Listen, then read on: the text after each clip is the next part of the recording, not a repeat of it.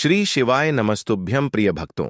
26 फरवरी 2025 को बुधवार के दिन फाल्गुन माह के कृष्ण पक्ष की चतुर्दशी तिथि यानी कि महाशिवरात्रि का अत्यंत ही शुभ दिन आने वाला है। दोस्तों, यह जो बुधवार है यह इस साल में पड़ने वाला सबसे बड़ा बुधवार चतुर्दशी तिथि है, क्योंकि अभी प्रयागराज में 144 वर्षों बाद महाकुंभ लगा हुआ है, जिसका बहुत ही बड़ा और विशेष महत्व होता है। और दोस्तों, आप सभी लोग जानते हो कि बुधवार महाशिवरात्रि तिथि का अगर सबसे बड़ा कोई उपाय है तो वह 7 गेहूं के दाने और एक बेलपत्र वाला उपाय है। तो दोस्तों, इस महाशिवरात्रि के दिन आप लोगों को इस 7 गेहूं के दाने और एक बेलपत्र वाला उपाय को जरूर करना है। बहुत सारे लोग होंगे जिन लोगों ने इस उपाय को ना किया हो, मतलब पूरा साल निकल गया, उन्होंने किसी भी दिन इस 7 गेहूं के दाने और साथ में एक बेलपत्र वाला उपाय को ना किया हो। पर दोस्तों, आपके पास एक आखिरी मौका बचा हुआ है, जो कि 26 फरवरी के दिन है, पढ़ने जा रहा है। ऐसा खास मौका तो इस दिन आप लोगों को इस वाले उपाय को जरूर कर लेना है। भले ही आपने पूरे साल भर इस उपाय को ना किया हो, पर अगर आपने इस फाल्गुन महीने के बुधवार महाशिवरात्रि तिथि के दिन अगर इस वाले उपाय को कर लिया तो आपको इस उपाय को करने का वह फल अति शीघ्र मिलेगा, जिसकी आपने कभी स्वप्न में भी कल्पना भी नहीं करी होगी।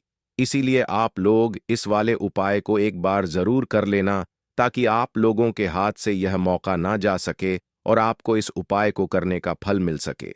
दोस्तों, यह उपाय पंडित जी ने अपनी अभी की ही कथा में बताया है, जिस उपाय को आज हम आपको बहुत अच्छे से समझाने वाले हैं। इस वीडियो को देखने के बाद इस उपाय को समझने के लिए आपको कोई और वीडियो को देखने की जरूरत नहीं पड़ेगी। तो चलिए दोस्तों, उपाय को शुरू करते हैं। देखिए, यह महाशिवरात्रि तिथि का जो दिन होता है यह इतना खास होता है, इतना महत्वपूर्ण होता है। देखा है कभी कभी बड़े बड़े पूजा पाठ जब तब किया साधना, यहां तक कि अनुष्ठान से जो मनोकामना पूर्ण नहीं होते, वह फाल्गुन महीने के दिन एक छोटे से उपाय करने से आपकी मनोकामना पूर्ण हो जाती है। और बहुत सारे लोगों ने इस उपाय को किया भी है और उनको इस उपाय को करने का फल भी जरूर मिला है। अगर आप लोग भी इस उपाय को करना चाहते हैं तो आप इस उपाय को पहले अच्छे से समझ लेना, सुन लेना, उसके बाद करना। आपको इस उपाय का फल जरूर मिलेगा। और इस उपाय को कर लेने से आपके घर में चाहे किसी भी प्रकार की दुख और समस्या क्यों ना चल रही हो, आपके जीवन में बिल्कुल भी शांति ना हो, आप हमेशा हताश परेशान रहते हो, पर आपको उसका कारण भी नहीं पता है कि भाई यह समस्या किस कारण से चल रही है। उसका कुछ भी कारण हो सकता है, जैसे पितृदोष हो सकता है या किसी भी तरह का मंगल दोष भी हो सकता है, चाहे आपके ग्रह नक्षत्र खराब हो सकते हैं। तो इस दिन आप लोगों को यह वाला उपाय कर लेना है। यह एक ऐसा उपाय है जिस उपाय को अगर किसी विशेष दिन पर किया जाए तो भाई उस विशेष दिन का जो है वह तो हमें मिलता ही मिलता है, पर हमने उस दिन पर इस उपाय को किया है तो हमें उससे भी बड़ा फल मिलता है, और फल बहुत जल्दी मिलता है, क्योंकि आप इस उपाय को बहुत ही बड़े और विशेष दिन पर कर रहे हो। तो चलिए अब उपाय के बारे में बात करते हैं। लेकिन उससे पहले आप लोगों को यह जानना आवश्यक है कि आखिर यह उपाय किस समय करना है, किसको करना है और कैसे विधि से करना है। तो चलिए हम आगे आपको वीडियो में एक एक करके बता देते हैं। तो दोस्तों, इस 7 गेहूं के दाने और मात्र एक बेलपत्र वाला उपाय को हमें इस बुधवार के दिन कैसे करना है, किसको करना है, किस समय करना है और कहां पर करना है, ये सारे सवालों के जवाब आपको इस वीडियो में मिल जाएंगे। और जो यह वीडियो देखेगा भाई, उसको 7 गेहूं के दाने वाला और एक बेलपत्र वाला उपाय जरूर करना चाहिए, क्योंकि इस दिन गेहूं का भी बहुत ही बड़ा और विशेष महत्व होता है। और जब भी बड़ा उपाय हो जाता है इस बुधवार का, तो अब दोस्तों, इस 7 गेहूं के दाने वाला उपाय को आखिर करना किसको है, सबसे पहले हम लोग वह बात जान लेते हैं। तो देखो, घर की जो बड़ी माताएं बहनें होती हैं, उन माता बहनों में से कोई भी एक बड़ी माँ बहन इस वाले उपाय को कर सकती है। और दोस्तों, अगर आप चाहे तो अपने घर में से सभी सदस्यों को भी इस उपाय को करवा सकते हैं। अगर किसी व्यक्ति की खुद की कोई मनोकामना है, खुद की कोई दुख और परेशानी है जो कि वह अपने लिए ही करना चाहता है, इस वाले उपाय को तो वह खुद अपने लिए भी कर सकता है। बाकी अगर कोई घर में से ऐसा है जो कि अपने ने पूरे घर परिवार की सुख और शांति के लिए यह वाला उपाय करना चाहता है, तो भाई वह भी कर सकता है। उसमें भी कोई दिक्कत वाली बात नहीं है। कहने का मतलब यह है कि इस उपाय को हर एक सदस्य भी कर सकता है और पूरे घर परिवार के सदस्य के लिए घर की बड़ी माताओं बहनों में से कोई एक माता बहन भी कर सकती है। माताएं बहनें अगर घर में उपस्थित ना हो या वह यह वाला उपाय ना कर पा रही हो, तो फिर घर का कोई बड़ा सदस्य भी इस 7 गेहूं के दाने वाला उपाय को कर सकता है, चाहे फिर वह पुरुष ही क्यों ना हो। उसमें कोई भी दिक्कत वाली बात नहीं है। अब दोस्तों देखो, हमें शिवलिंग के पास में जाकर करना है। बहुत सारे लोग प्रश्न करते हैं, हर एक उपाय को करते समय क्या हम इस उपाय को घर पर या मंदिर में कर सकते हैं? देखो, तो इस वाले उपाय को आप मंदिर में करोगे तो अच्छा रहेगा, घर पर नहीं करना है। मगर आप चाहो तो आप पार्थिव वाला शिवलिंग घर में बनाकर इस उपाय को कर सकते हो। इसमें कोई दिक्कत वाली बात नहीं है।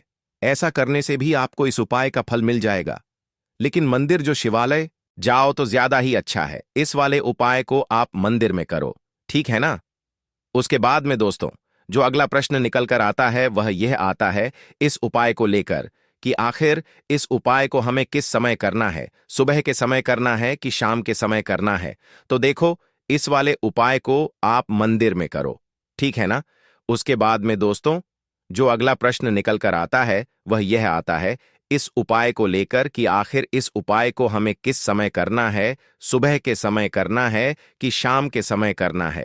तो देखो, इस वाले उपाय को आप लोग सुबह के समय भी कर सकते हो और शाम के समय प्रदोष काल में भी कर सकते हो। अब अगर आप पूछो कि भाई सबसे उत्तम समय कौन सा रहेगा इस 7 गेहूं के दाने वाला उपाय को करने का, तो हम आपसे बस यही कहेंगे कि इस उपाय को आप शाम के समय करेंगे तो ज्यादा बेहतर होगा। बाकी अगर सुबह के समय भी करेंगे तो भी अच्छा होगा, उसमें कोई भी दिक्कत वाली बात नहीं है। तो अब दोस्तों जो अगली सबसे बड़ी और महत्वपूर्ण बात आती है वह यह आती है कि सुबह अगर हम उपाय को करेंगे तो हमें कितने बजे से लेकर कितने बजे तक के बीच में करना है, और शाम के समय प्रदोष काल में करेंगे तो हमें कितने बजे से लेकर कितने बजे के बीच में करना है। तो देखो, सुबह जितनी जल्दी हो सके आप उपाय को करने की कोशिश करना।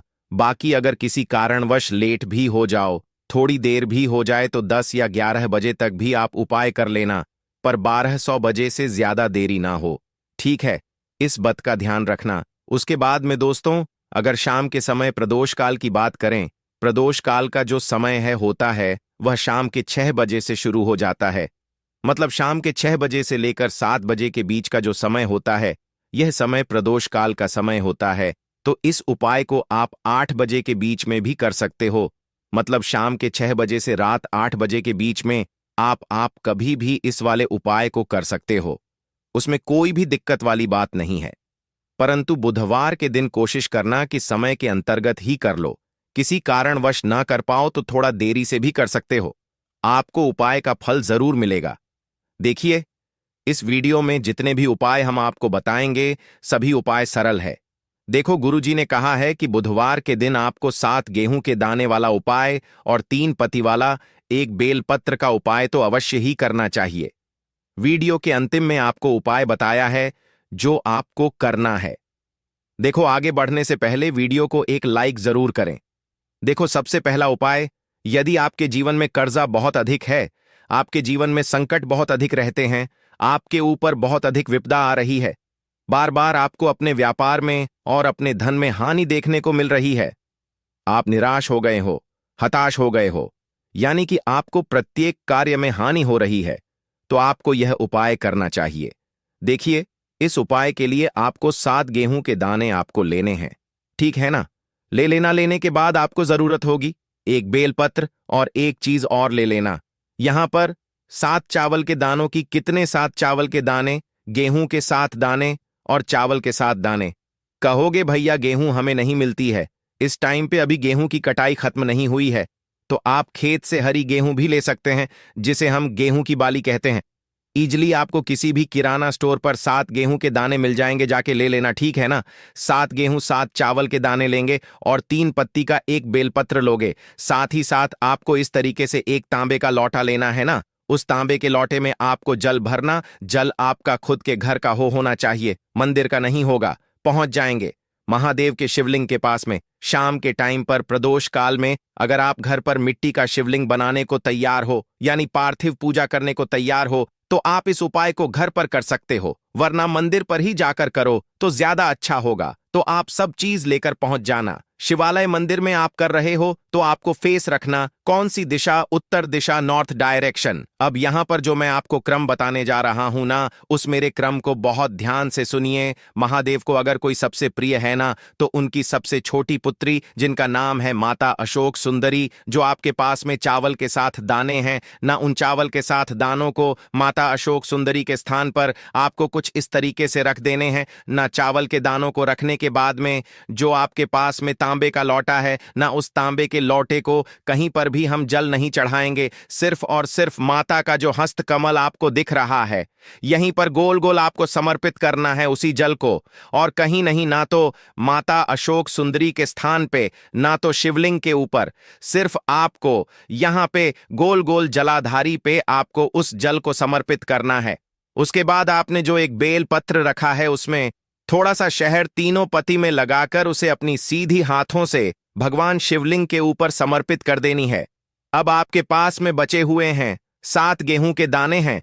उन्हीं 7 गेहूं को दाने को आपको अपनी मनोकामना अपने विशेष कहते हुए महादेव के शिवलिंग के ऊपर अगर आप प्रदोष के दिन प्रदोष काल में कर देते हैं तो आपकी जो भी मनोकामनाएं होंगी, जो भी विशेष होंगी, महादेव पूरी जरूर करते हैं। अन्न को समर्पण करने से, उस खासकर गेहूं को समर्पण करने से हमारी इच्छाएं पूरी होती हैं। और अगर वह महाशिवरात्रि का दिन हो तब तो इससे सुंदर संयोग कुछ भी नहीं हो सकता। आपकी इच्छाओं को पूरा करने के लिए बहुत स्पेशल, बहुत प्यारा सा उपाय आप सभी को जरूर करना है दोस्तों।